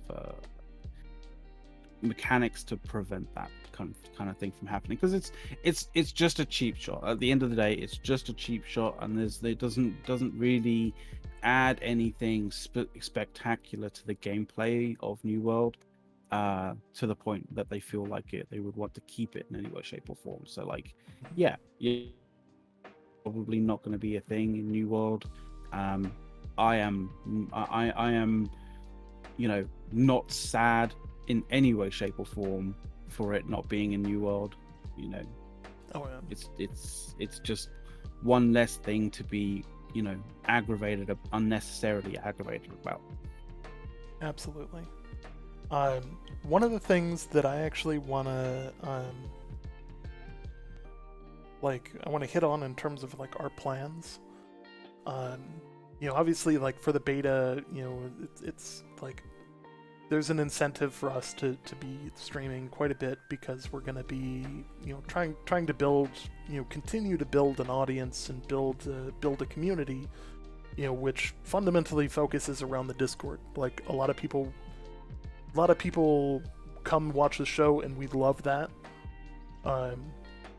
We love chatting with you guys. We love, like fundamentally, like my brain is like broken when I look at Twitch stats telling me that like we're in the top 1% of Twitch. Like, and at the same time, like I'm infinitely grateful to be there. Like it doesn't like, I know some people are like top 1%, that's crazy. Like, to be in the top 1% of Twitch, you need to be streaming to more than 5 people. Like, it's not a particularly high bar, but apparently like that bar is higher than you would expect. Like over the course of the last year and a half, we have grown from our first stream being to 3 people, and now we're streaming to 25, 30. I think last night we topped at 40. it really is crazy. I think we're revenue neutral right now, which is kind of a really cool position to be in. Um, for those that don't know, like obviously, like some of the stuff that you see on stream here, the mechanics and the animations, the alerts package, all of this kind of stuff takes money to develop, takes time, takes subscriptions to Adobe, takes contracts to people who are willing to develop assets for us and stuff like that. Like, it really is a really cool experience to be able to be funded by the community, and be able to run our operation, build our community, and just do something that we're legitimately passionate about with your guys' support. Like, Yeah, and the thing is, like, when it comes to sort of like say basically having the ability to use, say for example, Adobe software for various different things, like the software packages like Adobe, like Creative Suite, they are extremely expansive, and like it actually takes us a significant while to learn these programs, to learn to sort of use them. That you need to have like creative flair to be able to like use them and not create something that just sucks. You know, to some degree we have some skill in certain things and we are lacking quite severely in other places. Like that's kind of one of the reasons why we sort of like outsource these things to sort of to people who know how to do that kind of stuff and create things that we definitely couldn't do. But for example, one of the things that like we created ourselves, collaboratively, would be, for example, the intro video that you see playing at the start, and the end of the shows. Like, we created that, we edited that, like collaborate between each other, me and A's, to sort of like develop that. We found the music, like we didn't score the music and record the music in that kind of sense, but we found the music, we licensed the music ourselves, to develop that, and cut the film and all that kind of stuff for it. So just to give you a glimpse as to what we've done for developing this kind of thing, like some of the background stuff that you see like right now, for example, was like custom backgrounds that we created, and that kind of stuff. Like a we lot have of the definitely gear put a lot of that time you and see effort on into stream this as well. Like a lot of the Yeah, gear yeah. that you've seen on stream, like early on, there's obviously a front-loaded investment when you're buying gear, but like you guys see the headset here. This is not a inexpensive piece of equipment. It's got a XLR amp and the whole works. So like there's like our audio setups are in the ballparks of Like $1,000 a piece. Our like Ace had issue with regards to getting a microphone that works well with his environment, for example. And I remember watching sort of you guys might know out there, sort of Angry Joe show, right? Angry Joe, and like sort of other Joe and all that kind of stuff. Like they used the same like headset that Ace is using, because I saw that it was clearly something that functions really well. It's the right kind of microphone sort of type to be able to isolate his voice well from the background, that kind of thing. So it was something that I recommended to Ace. And it I remember when you recorded just a line through your previous microphone, which was a Blue Yeti, and that one, and it was like worlds difference. yes, You remember that? yes, That was insane. like it's truly insane. I want to take the opportunity right now, and I want to pull up, like, because I feel like whenever we talk about this, like there's some people that like have joined us along the way and have seen this, but it really is a completely different feel for the show, now versus what we had when we started. We've actually, like, one of the things that you'll see below the stream is that we have the creator badge. We have a thing where we have to FCC state that we are being supported in some way by Amazon. The reason for that is that we have assets on this stream that were literally created by Amazon and given to us as part of the creator program. They're available to a bunch of people, but to give you an example here, I'll quick switch back and forth between scenes here. That transfer scene right there is Amazon's. Our intro stream. I'll kick it over to that for a second here.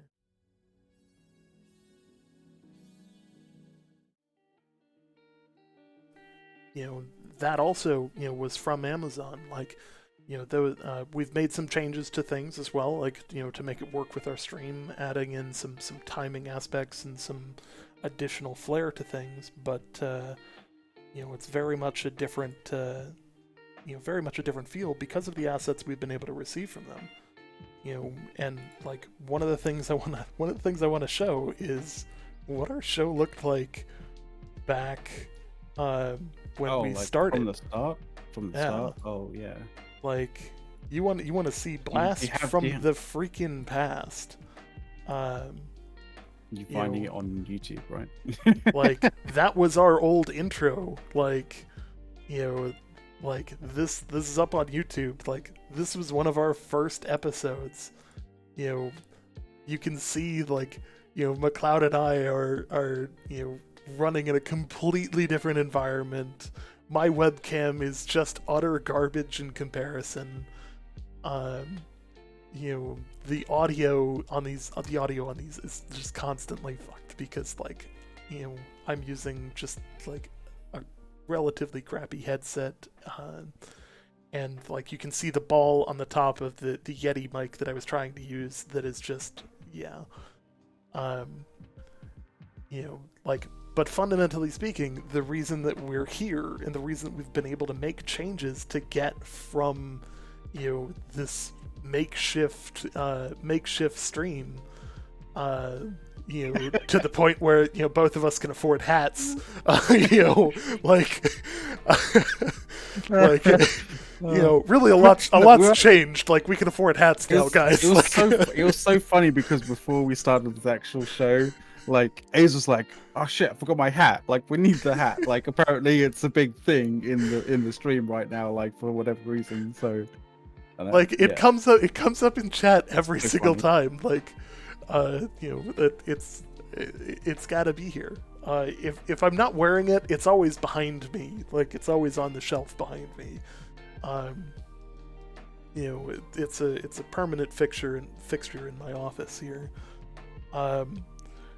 But like you can see that like this version of the show is very much just a talk show with no images whatsoever. Like and like when we did start doing images, we weren't doing any kind of cover for them. Like we weren't doing any kind of like any kind we of just anything, basically had like like we had some sort of like small stuff, but that was basically just like some fades going on like that we put on top of it, but that was about it. Like other than that, like we had a looping background video and that was about it. Oh yeah. And I mean things changed and developed over time as well. So like let me pull up another one here. We added in the ability like, okay, hey, let's take this seriously. Let's let's build in a little bit more customization, a little bit more ability to show stuff and build out the tech behind the stream. We generated the logo, which was a lot of work in itself. And I lived in a different place back then, as you can obviously can tell. Yeah, he lived in a much nicer place. Which is definitely a green screen. For those that don't know. It was so funny that Crown was convinced that I lived in a place, and then he was like, "Wait, that's not actually a place? Like, what?" Oh yeah. So like that was kind of cool, and then like naturally we had to kind of change things up, and we got some opportunities to show off, some original content. We had a 50v50 siege gameplay that we managed to catch on IGN, that wasn't supposed to be released, that we then got permission to release from them because we already got a copy of it. So that's how that little story happened. Then of course, we developed assets to stream the game live, and that was and then that was kind of like, that was sort of when the preview event happened, right? Yeah. We ran that as much as we could, as much as we humanly could. So then we started toying with. I started with that first, as you could tell. Yeah. So, McLeod here got the hat. I'm just saying. Got the hat like, first. Then trendsetter. Then Amazon one-upped him and sent me one of their New World hats. But like, you can see the change where like all of a sudden, like, we put the effort in and we went, hey, like, let's build this intro video. Let's add to this in a way that is, more than what we were doing. We needed to show more. We needed to do more. At the time, we were streaming in 720. Now we're streaming in, I believe, 1080. Double check this. Well, we definitely should be. 1080 60. Yeah. Whereas, Like, and so a lot of that is really just us trying to, like, one up, become better content creators, build better content for you. Because fundamentally, if you guys are going to entrust us with your support, with your, with your actual money in a lot of cases, like, simply put, it's on us to build better content. Because that's what we should always use that for. That's a big thing for us. Yeah, Robot. Eventually, I believe, like, I would imagine, eventually the hat will end up becoming a thing, like, in terms of New World merch. But like right now, it is like a collectors only thing, very, very, very, like, limited availability. Well, so limited that it's not available anymore. But like, it was a very limited thing. Oh yeah. So like, here's another version of the stream. Where like, we start playing around with the bottom third and the two cameras on the side. A lot of this was actually designed after. If you guys know who Harris Heller is, this is designed after his stream. Bottom third to allow for text and other display aspects with, tall video on the side and screen gameplay on another area. Like, when was that like, I'm trying to think when we actually figured out our logo properly. Like, that was a little bit before that. That was right when we got that would have been beginning of right before the preview was when we figured out our logo. That was also the first time that we got rated by the Amazon Games staff on our stream, which was a crazy event to have. That was like 120 people in that stream, and like half of them were the Amazon Games staff, and it was the coolest thing ever because it was the day before the beta or day before the preview event, and just was cool to see all the names of the devs that, like, we know because we've seen them around. They frankly hide in plain sight. Like, they're not very difficult people to find. Some of them would probably rather me not finding them. But like, alas, it happens. And it's really kind of this cool, that was a cool opportunity. I know in the future here we're in talks with them still, mainly about timing, about like when we're going to have one of them on, so that we can chat with them. To set expectations, that chat will be about the content creator program, and some of the community team's efforts. It's not necessarily going to be game breaking when it comes, or game altering news when it comes to whatchamacallit, like gameplay or anything like that. It's going to be mostly talking about like how people can get involved in the creator program, what kind of things are interesting about it, how it's supposed to work, why it works for content creators of all sizes. They've really taken kind of a cool way of doing this program and actually meant to support everyone. They're not just out there to support the biggest names. I think I think some of those big names have kind of bit the hand that feeds them. So we'll see what happens when it comes to the beta and how much support they get when those large streamers decide to go live with New World. It's always comical to see those things happen and the inevitable karma hit.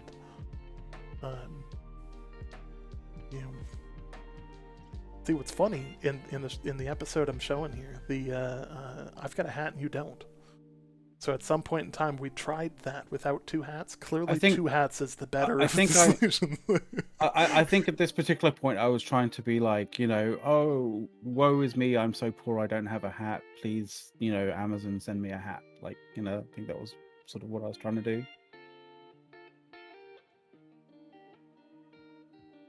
Oh yeah. So.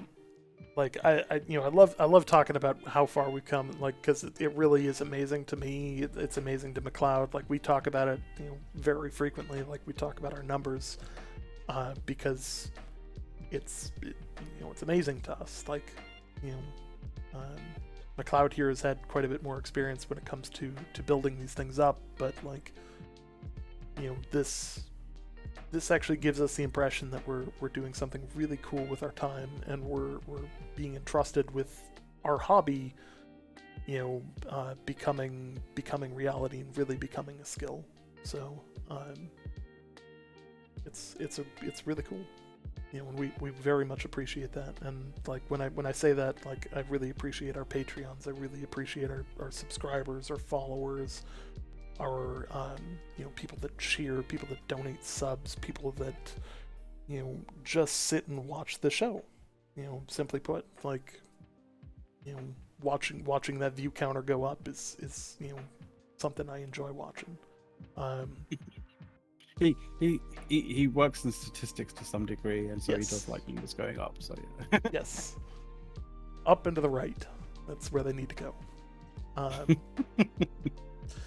So, with that, we've been going for about a little over 2 hours.